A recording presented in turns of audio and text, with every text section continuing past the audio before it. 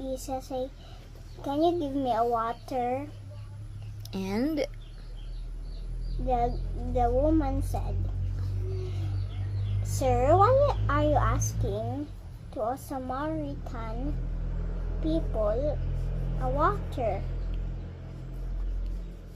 After they talked, he said, "I will give you a water. If you drink this water, you will be thirsty again."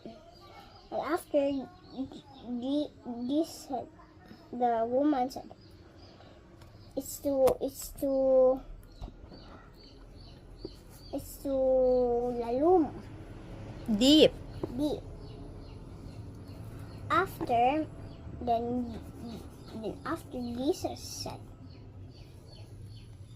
"If you drink this water, you will be thirsty, and I will give you a water that you won't be thirsty again." So he said, "Give me that." First, Jesus, "Bring your husband here." But the woman said, "Sir, I don't have a husband." Then Jesus said, I believe you have five husbands, and you have another husband. So it means she had 6 husbands. Then after he said, the Christ will go there and teach all the things to us.